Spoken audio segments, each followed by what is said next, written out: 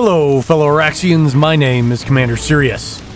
Well, soldiers, we didn't have to wait long. I just dropped a video talking about the upcoming construction patch, and today they released the patch notes.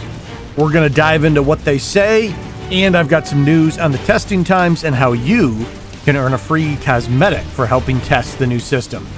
Let's dive in. I'll see you Planetside, soldier.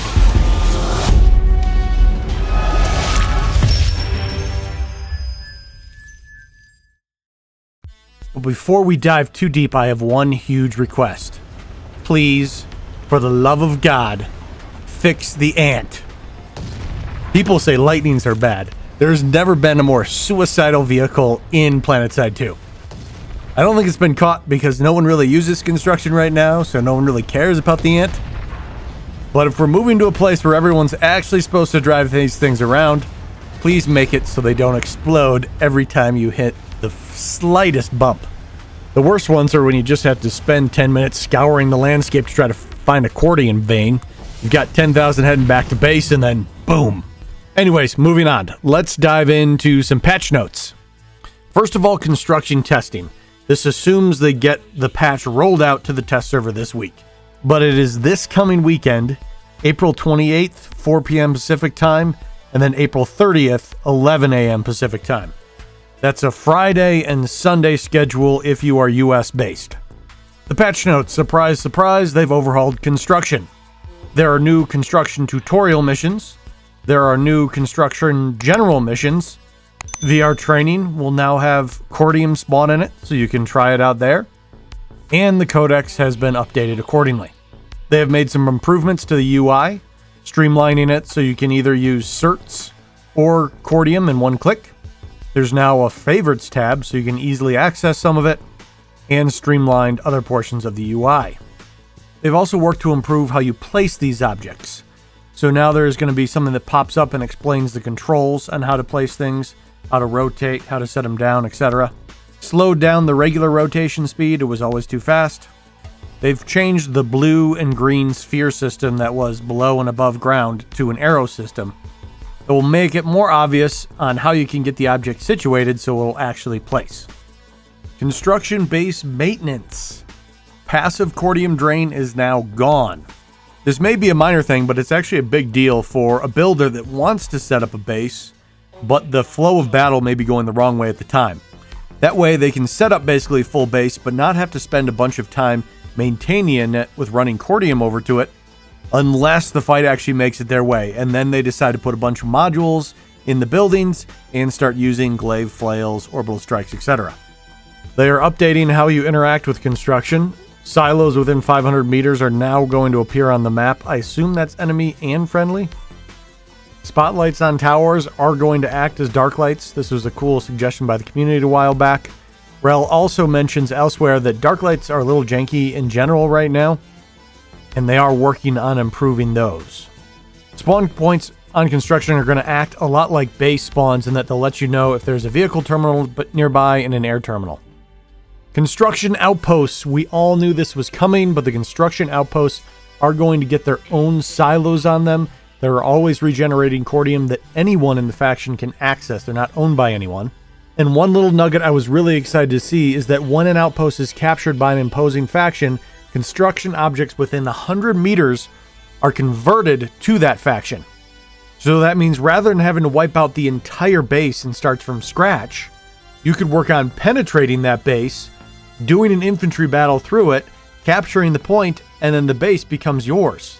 So there could be a consistent back and forth as the construction base changes hands. Now, modules are getting a pretty big overhaul. They're no longer a standalone thing. They are units that can get installed into structures. These socketed modules can be sabotaged by the enemy. That is, if they take a building in the base, they could blow up those modules. Or if they actually want to full-on destroy the building, they can put a Cordion bomb in it, or they can put a tunnel worm in it. Cordion bomb does damage, tunnel worm stops repairs. Next, we have the actual modules. There is the repair module. There is a projectile shield module. There's a skywall shield module. Firewall, equipment terminal, durability, and capacity module, all with their own unique abilities. You notice the shield modules, other than the Skywall shield, are now two-way. That is, they stop damage in either direction. So these base fights are not going to be a bunch of defenders that you can't shoot back at. There are also high-pressure modules. They last for just 1 minute, but have a much greater effect. Those are the heavy repair module, the fortress shield module, and the heat dispersion module. And then there are 2 tactical slot items, the Cordian bomb and the tunnel worm, that attackers can install during their assault. They have nixed a few modules, guys. The AI module is disappearing, along with the alarm module and the recon module. Those are being shifted in their own construction unit called the recon array. Now, into the big new stuff. There are a lot of new construction buildings. There is the command center. Large structure. It has both ground and air pads, secure spawn, and equipment terminal. So this is definitely everything you need to start your own base anywhere. The recon array, this has some passive sensing. It sounds like it also has detailed information if you activate it. Bulwark wall, sounds like there's a thin and wide variant. So these should help with incessant tank shelling from range. The module dispenser, where you can go get modules and then install them in buildings. Infantry tunnel, this one was interesting to me. A covered tunnel for safe infantry passage. So sounds like you can create some safe zones to move around between the buildings. Infantry awning to protect from aircraft above. A secure silo, this is a situation where if like your outfit is building and you want to reserve some cordium for you, and then you have a general silo for all the randoms, that's what that's for. Rebirthing center, a shielded spawn room, and then there is a vehicle bridge. The reworks, most of the one-way shields are gone, pain spires are gone, AI turrets are gone, Skywall shields no longer EMP. General improvements to make attacking bases hopefully a little bit more fun. There's been a general construction polish pass. They've upgraded the graphics on all of it. They've added some ambient construction audio. For some reason, all I can think of is the peon from Warcraft.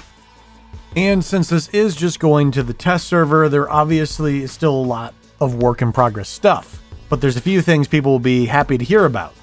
They are investigating whether using a more precise collision than a boundary box to determine whether construction objects are intersecting for placement purposes is possible. This would allow you to place construction objects closer and not have gaps in your walls. They are looking to do a pass on the continents and see if they can shrink the no construction zones in some areas. So that kind of covers most of the construction news. There is actually a lot of OSHR news. OSHR's getting a lot of updates. They are looking into if the Corsair could be used as a Sunderer, deployable if you ram it up onto some land. So far it sounds like the tech isn't there. They are rotating the warp gates back to where they were previously.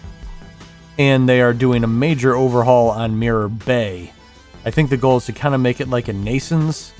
OSHR doesn't have a great center base for everyone to clash at, and it really needs one, so those updates will be nice. We do have some vehicle adjustments. Any sort of spawn vehicle no longer has a timer. It will last until you spawn something else or log out. We've got some ant adjustments, and the Colossus no longer needs to cert into Cordium storage and starting Cordium. There are some overall miscellaneous adjustments that are rolling out with this patch. I think the biggest one people have to know about is that there's a cooldown that's been added to equipment terminal use to prevent exploits. So if you're trying to get a quick decimator reload or quickly top off your shields, if it's not immediately getting back into the terminal, that is why now. They're also messing with the sky files on a few of the continents, and they're working with some particle effects, and they want people to do testing to check for performance hits associated with those. So read those notes a little more in depth and help out there.